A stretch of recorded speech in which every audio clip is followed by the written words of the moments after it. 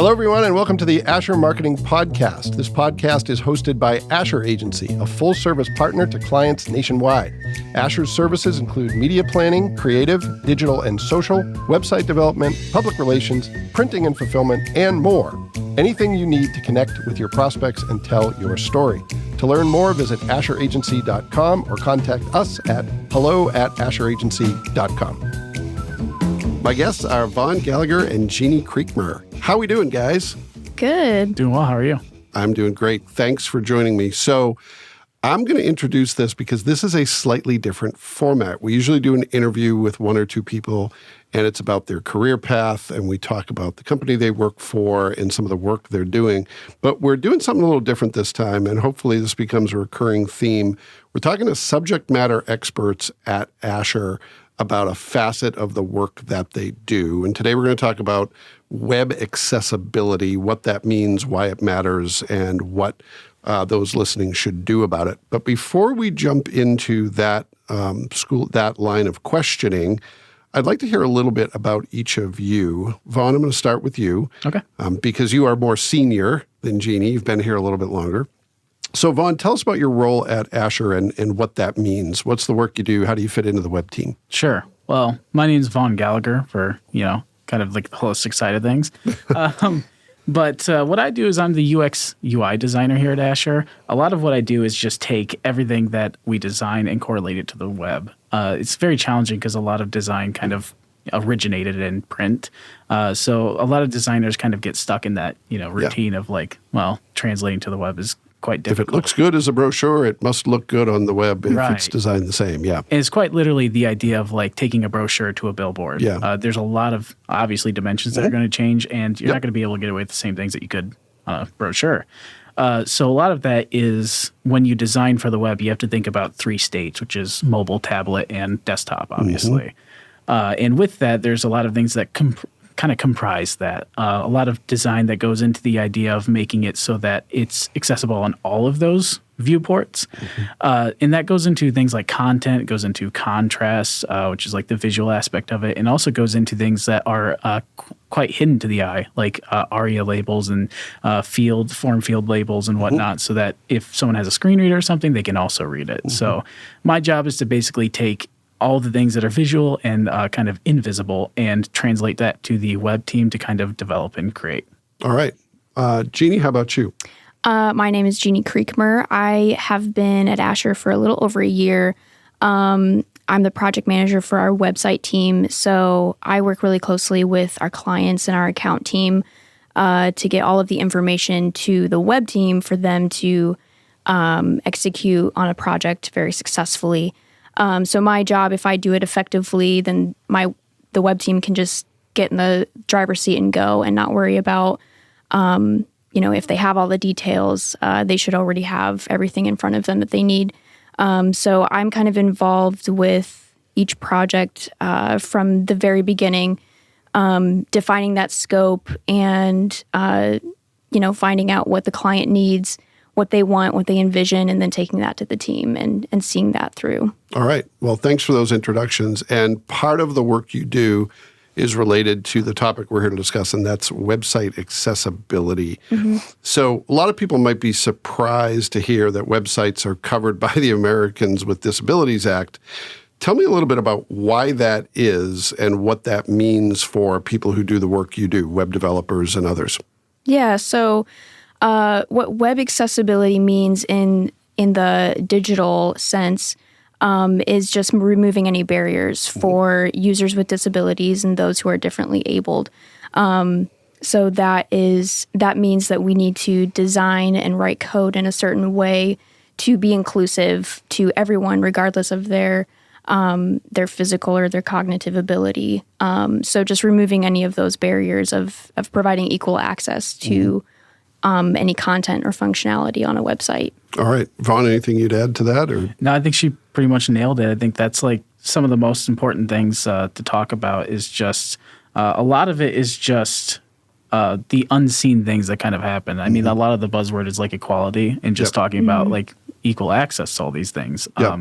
Just because you're born with a disability doesn't mean that you shouldn't have the same right to knowledge or information on the web. And removing all those barriers is the same as adding a wheelchair ramp to your building. Yeah. People should be able to get in. Well, and this has become a serious enough topic that there's actually been lawsuits around it, correct? Yeah. So let's talk a little bit about what it means for a site to be compliant and what is covered under ADA as it applies to websites. What are some of the specific things that you look for to determine whether a website is in fact compliant or non-compliant?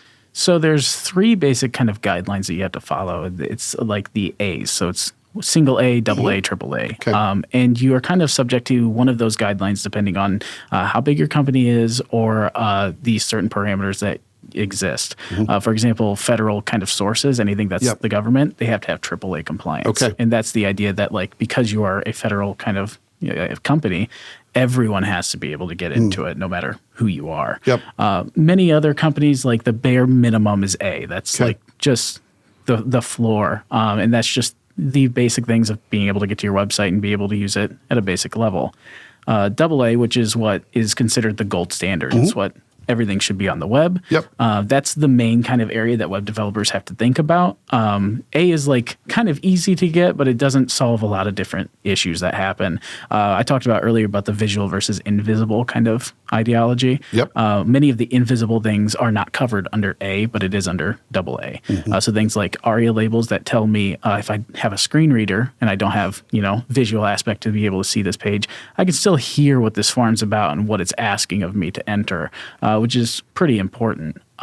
You asked about kind of the idea of what's covered under the, obviously accessibility is everything that's on the website. Everything on your website should be accessible. And the biggest thing with web developers that they should know from the beginning is it's much easier to start than to kind of revamp or reiterate something later down the line. So some things at that point may be set in stone or maybe completely need to pull out the entire, the entire dashboard of this car to replace the chassis type deal. So that's kind of the idea is that like everything on the website needs to be compliant, and it's way easier to do it from the foundation than it is to, build the walls around it. So you mentioned government site, federal government sites as striving for that AAA designation. Are there other industries or other types of sites that have higher standards than others? And if so, why is that? It's kind of odd. Yes, other sites have kind of higher standards. Yeah. A lot of times it's kind of the word of the law versus the spirit of the law. Many times a lot of companies will do, hey, what do we need to do to kind of avoid lawsuits or, not going to name names, but for example, some companies have like lawsuit budgets to kind of like, well, it's going to take too much money to revamp this thing. Yeah. Let's just throw some dollars We'd rather pay the penalty than fix the problem. Right. Yeah. So spirit versus law. So a lot of times it's if you want to be AAA, it's because you either really want to do it, you believe in it, or you have to. So some other businesses that maybe aren't federal, but some that let's say like mail carriers, or like Amazon's a big example too, because they have like a lot of accessibility issues, but they are held to a higher standard because of a lot of the grants that they have and whatnot. So anytime that I would say the government has any type of hands on the cookie jar, it definitely needs to have AAA, and if not, then AA is like the step. It's funny because the step from AA to AAA is like there needs to be hand signals with like videos. So like American Sign Language needs to be present with videos and things like that. But it's a very short hop, skip, and a jump from AA to AAA. So a shorter jump than no compliance to some compliance. Yes, that's a pretty big leap. Yeah. So when you think about why this matters. And that can be a question you can address, personally based on your own experience or to the industry. Why do you think this is important? Why is it worth paying attention to? A lot of times people look at websites, they say it's a big investment, it's a lot of work. I'll worry about that later. Why would you encourage people to bake it into the development process and to make it something that is a priority and not an afterthought? Yeah, so I'll start with kind of what Asher believes, and this is Asher's stance, not just my personal stance, even though I'm very passionate about this personally, but we believe it's just morally the right thing to do. We're a people-first agency, so what that means is we love our team members and we love our clients, and then that extends to our clients' customers. And so we want to walk the walk and make sure that everyone visiting the websites that we build can have a good experience on those. So, I think it's just the morally correct thing to do. Yeah. And if you take morals out of it, because we talked earlier about spirit versus letter, it's also just the right thing to do legally, because obviously we talked about lawsuits. Things can happen that could really get you in trouble. The thing about kind of following that as a web developer, it's very important because we see kind of web developers as the last line of defense for this, because the client's not going to be the one that kind of is in charge of fixing these things. It's really developers. They're the people who are creating the web. So if every web developer got on the right page, it would be quite simple to fix these things. So just the technical aspect of it, avoid lawsuits, and kind of to your point of like going back and revamping things, it's a lot more money to do that than it is to just do it right from the start. Hire the right man for the job instead of someone who's never done the plumbing before. Is the example. Well, and I would assume, and correct me if this is wrong, that a lot of the non-compliance is kind of innocent. People don't know that this is an imperative. They don't think about it, and they develop the site without giving any attention to compliance, and then they find out, maybe after the fact that it's not optimal. Is that your experience? Yeah, I think it's interesting because I was even kind of, contrapost to this like long ago. I didn't really care about accessibility. Yeah. A lot of it was because I had no one in my life that really had this experience or had this thing. Yeah. It's very easy to put your blinders on if like you are, for lack of a, it's the word everyone likes to use, but privileged. If you are and you have like your way, in a better position in life, it's a lot easier to kind of put those blinders on and ignore kind of like whatever's happening in the wings of things. My dad had a stroke about a year and a half ago, and he lost complete control of half of his body. And I watched him go from someone who could like, run around, play football with me and do all these things to he can't even move a mouse like 600 pixels across the screen. So it's that moment to me really kind of created this situation that's like, why should he have to suffer for something that's completely out of control? Yeah. And that started making me realize that like this isn't it. Like this is not the only thing that's happened to someone.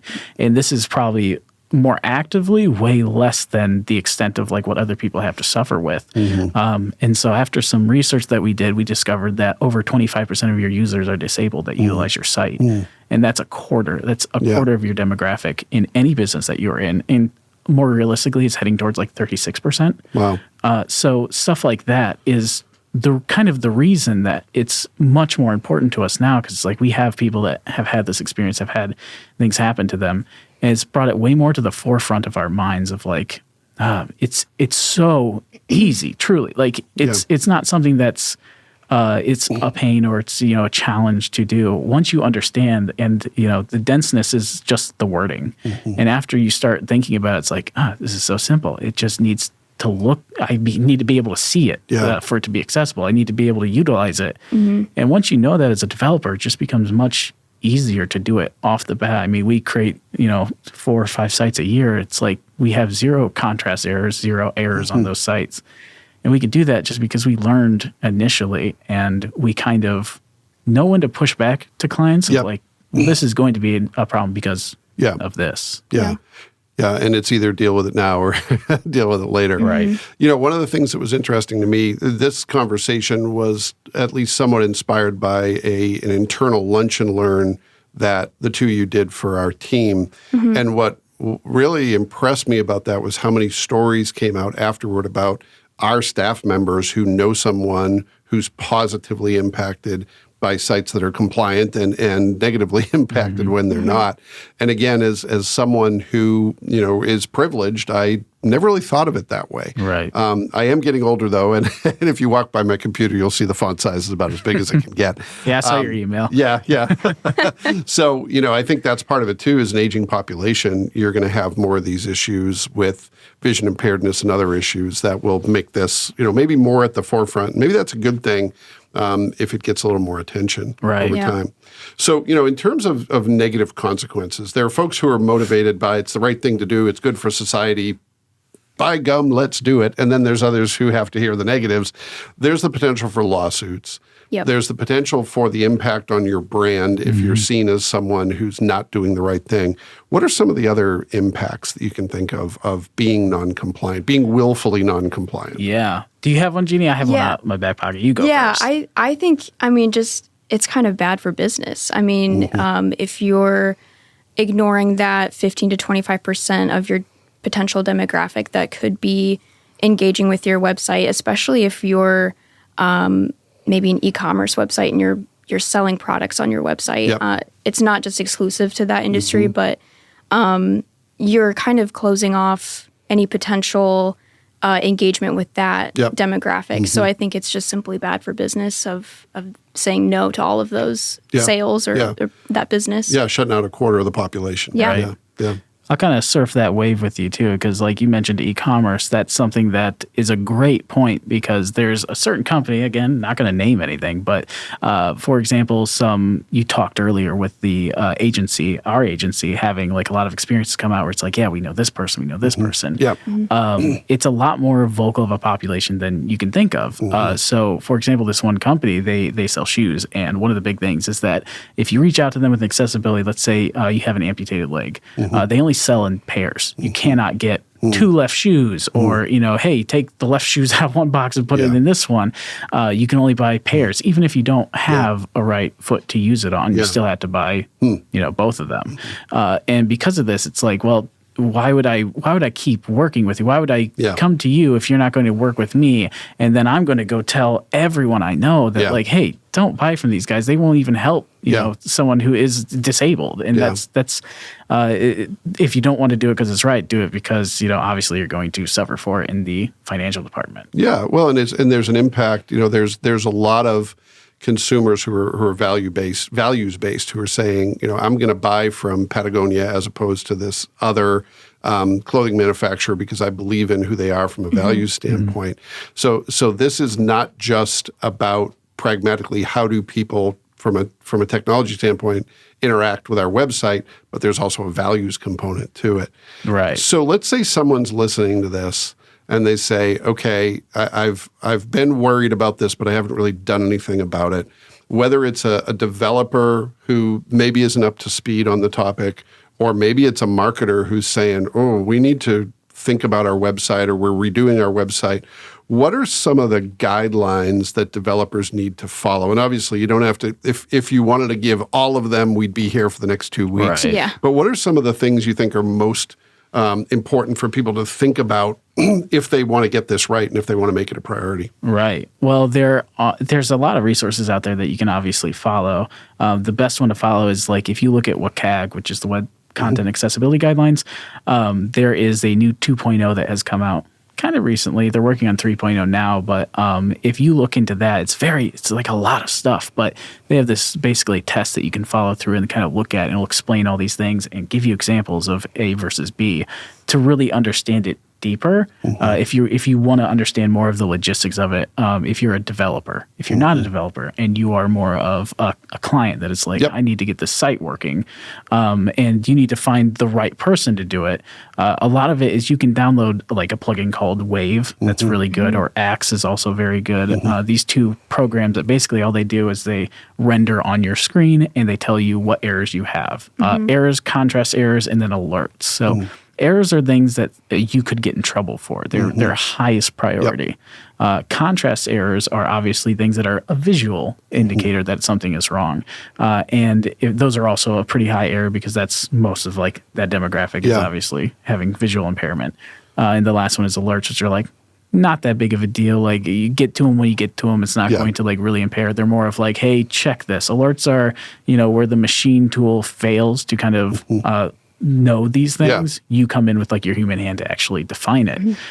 So you look at that and you see the errors you have, you see the contrast errors you have, and you can go to number one, you can see, is this worth it? If I have 1,000 contrast errors on my site, do I really want to keep with this website, or do I just, start from scratch? And if you do, now you know kind of what you have to work with. You can send that to a developer. Let me jump in with a question. Sure. So let's say, one of the things that in the legacy designer mindset that's important is brand colors, right? These are the colors of my logo. These are complementary colors.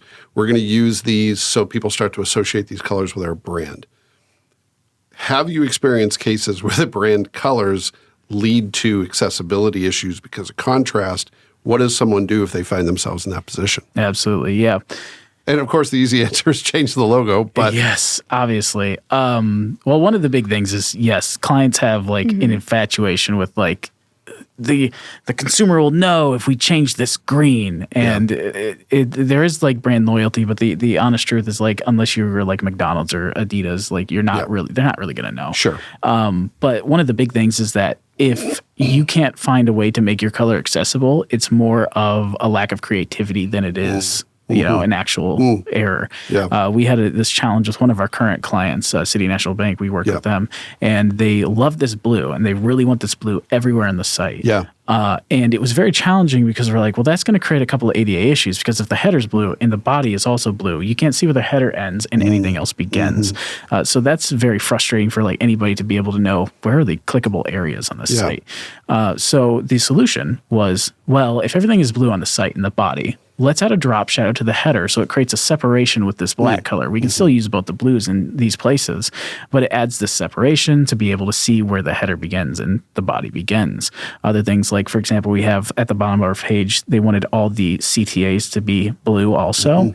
But if the bottom of the pages has this blue kind of body on it already, then those are going to blend together. Our solution was let's have this cool gradient that's their accent colors. That's the light green and light blue. Put that on top to create a separation of a visual value difference. So it's almost like seeing if you have a visual impairment, black and then this huge white area and then black again. It's like, I can see that now.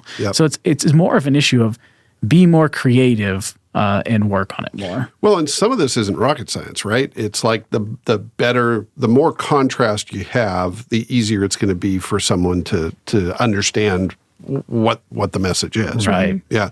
So you mentioned contrast. What are some of the other primary issues? Jeanie can take that one. She's in the weeds on them. Yeah. So a part of our job is to monitor a lot of our websites that we host. And so a lot of really common issues that I see is missing alt text. So the text that describes the context of an image. And that can take 10 seconds to fill in when you're uploading an image to your website. Another thing is suspicious link text. So things like learn more or click here. That doesn't quite tell the user what they're clicking on or what they're learning more about. So we need to be descriptive with what that link is. And that's a practice as old as the web. You know, and back in 1990, whenever it was, 1998, I was a volunteer webmaster for a local nonprofit and was terrible at it. But I remember you were encouraged, use click here, use learn more. So why is that discouraged in this environment with accessibility in mind? Yeah, so especially with screen readers, the link text itself, so the text that has the link attached to it, that needs to have all of the context that is needed. So we can't rely on any other context outside of the link because the screen reader will read the link out loud to the user by starting off with something like link to and then read the link text. So it would be link to learn more. And so that doesn't tell. Yeah, it's really repetitive and it doesn't tell the user what they're learning more about or where they're going to be going. So what are some good alternatives to that learn more click here type of So if you're saying maybe on your website you want users to contact you or learn more about what you do, instead of saying learn more about us and linking the learn more section of that sentence, then you would just link to about us. Okay. So that link would be about us and that would tell the user, oh, I'm going to click on this link and then learn about this company. Yeah. So it can be very succinct. And, it's one of those things where you don't overthink it. Yeah, it doesn't sound like a lot of work. It's just thinking a little differently than maybe people have in the past. Yeah. Okay. So we've got contrast issues. We've got alt text, lacking alt text, or text that doesn't quite work in an accessibility environment. What are some of the other primary issues? Another one that I see a lot is missing headings. So those are just essentially the headlines and titles of your web pages. And that helps break up the context and the content of your website from not only screen readers, but also search engines. So it's also really good for your SEO, your search engine optimization, to get those headlines right and not skip them, not jump from, H2 to H4 or something like that. Just so it's kind of breaking up that content in order to make it more digestible for that user who might be using a screen reader. Is that true of alt text too, that it can help from an SEO standpoint because it's more opportunity to be found for search terms? Yes. It can also hinder too. Yeah. If it's wrong or if it's... If it's just not populated at all. Got it. Yeah, so search engines look at alt text. So, one of the things that, not to take us down too far of a path, but, Google, when it's favoring sites in ranking, my understanding is that it's not always just the content of the site. It's things like page loading speed and other things like that. Has Google caught up to this yet where accessibility is a factor in itself for SEO? Yeah. So there's this thing called Google Lighthouse that basically, if you have Chrome or any version of Chrome, for example, Arc is another kind of based off Chrome browser. If you open up your inspect tool and you use this Lighthouse, it'll give you this analysis of any website that you're on. Oh, wow. And it'll have these 4 areas. It's like performance, it'll have accessibility, it'll have SEO, and it'll have like another one that I can't quite remember. Mobile. Mobile, that's it. Yeah. And the thing is with this is that that's basically Google kind of tipping its hand to you and saying, hey, if you do well on this, you will score higher on our SEO. So if you have issues with accessibility, it's going to rank you lower in that just naturally because Google doesn't think you're as worthwhile of a site. You're not as high value. Interesting. Okay. So I cut you off there. Sorry. So we were talking about other issues beyond missing alt text, beyond contrast, some of the other issues that people might want to think about. Yeah. I think those are kind of the main ones. And those are all issues that can be addressed from anyone. You don't have to be a developer to address those issues. Like I'm not a developer, but I have often gone into our clients' websites to fix those things. So they're very easy. It's kind of like getting yourself into the habit of looking out for those things, doing your research and understanding what those issues mean. Like Vaughn said, I would highly recommend installing the Wave browser extension. It's free and it breaks everything down for you, and then it even tells you how to fix it. So, those are really easy to fix, and you don't have to be a developer for those. Yeah. And one of the key things about that is that it's almost like gardening, right? Like you have to go out every week, you got to weed this garden, you got to keep cleaning it. It's a lot worse if you let it sit for a month. Like the longer you let it sit, the more these issues are going to pop up, especially if you are constantly generating or churning out content for your website. If you're a blog site and you don't follow this click here rule of suspicious link text, then you're going to have a lot more down the line that you have to kind of fix and get into. And it's very interesting because we were doing some research about this, and 96.3% of websites on the web are not compliant. Wow. And that's a huge number. Yeah. And if you look into these websites, 92% of them actually had an error with contrast. And if you fix that, if you just fix your contrast error, you have made 100% of the web almost better. So you've almost made the entirety of the web more compliant if you just fix this one issue. So would you say that's the first thing? Because this can be overwhelming, right? If someone's listening to this and they're like, wow, this affects my... where do I begin? Is contrast the entry point where if you do that, a lot of other good things are going to happen? I think the biggest thing... it's kind of like an ROI. So if you think about where can you invest most of your time to fix? If you are the kind of person managing your site, and let's say you have like a Squarespace or some type of theme builder, and you can control the colors, yes, that would be a great place to start because, for example, if your header is not compliant on this page, and you have 100 pages, that is, this many contrast errors over these 20 pages. So it's 2,000 instead of 20.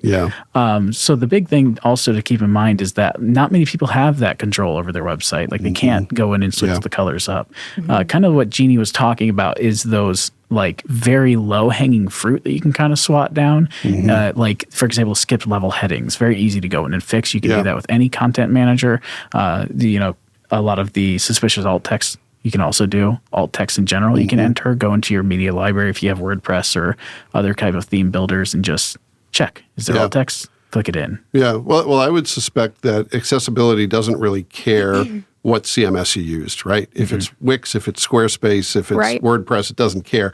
So I know that at Asher, we tend to favor WordPress for a lot of reasons. Does WordPress help people stay compliant in ways that other platforms don't? Are there other platforms that are a better option for those who really want to get this right, and other platforms maybe that don't give you the right kind of prompts for this? Right. Yeah, there is, number one, WordPress. The reason why we like it is because it takes a lot of the power division from the agency versus the client. It gives a lot more power to the client. It gives them the key. We talk about it. I hear Brent and Pete say all the time, we build the car and then hand you the keys. Yes, exactly. Yeah. That's one of the main things is that WordPress allows you to have a lot more control over it yourself. Now, no, you can't tweak your colors like we could go in and tweak them. But you can go in every single image that you have on the site. You can check in your media library and you can see the alt text. You can see the caption. You can see the title. And you can tweak them yourself and make them better, make them worse. But you can go through and there's things like Yoast, which will do you download this plugin and it will through your site and it'll say, hey, dog, you got these many errors. Let's fix these up. And it'll rank you how far, you are off on that too. It'll tell you Yoast will tell you you're in the 20% range, so you're never going to get people to your site from Google or Bing. And if you're higher, then you obviously get more. So WordPress has a lot of cool kind of tools to do it. We like to stay away from many theme builders. They're great if you want to do it yourself or you have to do it yourself. Well, it's almost like the fact that they make it easier, and this is something I think is true in general. Tools that make it easier for you to do the right thing also make it easier for you to do the wrong thing. Right. Exactly. Right. So, that seems to be the case. By the way, I would expect that Yoast, instead of saying dog, they'd say yo. Maybe, It depends how friendly they are. That's true. That's true. Maybe they just don't like me all that much. Yeah. We're homies. I bet after all this you are. Yeah. Is there anything else that you think is important for people to know or to think about when it comes to web accessibility? I have one that comes to mind. I think this is just in general about web accessibility. It's really helpful for those who are differently abled, but also it affects everyone. So, everyone faces some kind of temporary disability, whether maybe you just had cataract surgery or you broke your arm and can't use a mouse or something like that. Or maybe it could be as simple as you're looking at your phone on a really sunny, bright day and you can't really see your phone screen. So that's when having really good color contrast comes into play. It's not just for those people who have low vision or color blindness. So I think it's an accessible website and also just a digital and technical experience that's beneficial for everyone and not just people with disabilities. I think my biggest advice is start. That's the biggest thing that we find a lot of clients is they come to us specifically for accessibility needs. And many of it's become such a big hornet's nest because it just has not been, we talked about the garden. It hasn't been weeded in so long. And the sooner you start, the better it becomes. We talked about the 96% of websites not being compliant just with accessibility, with contrast. If we start now and we start working on that, kids that are born, deaf or they have visual impairments, they will be able to grow up with an accessible, very easy to find out this knowledge, world. And that's the biggest thing is if you do not want to do it for your sake, again, there's many other people out there that this could benefit very greatly. And it's many of them are just very simple. And if you just start, it's very easy to understand. There's so many tools out there that will just set you on the right course. And if you really run into that barrier, like the under the hood things that we've hardly talked about, like missing form labels, ARIA labels, roles, things that are required the web developer touch. If you've done all the other stuff that you can by yourself, that $10,000 bill that you're about to get for make this website compliant is now $2,000. So you take a lot more money off and just make it more effective for you in the long run to even function as a business. Yeah. So let's say someone listening to this says, okay, these guys sound like they know what they're talking about. I have some issues. Who do they reach out to? Who should they contact if they want to learn more or have us take a look at a site? Yeah.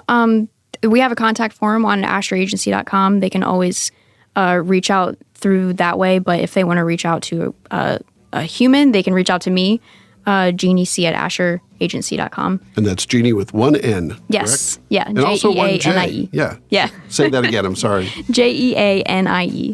Yep. At asheragency.com. Yes. Well, thanks to both of you. This was really great. Really appreciate your knowledge, your passion for the topic, and for taking the lead with me on a completely new format for these episodes. So thanks a lot. Thanks for having us, Anthony.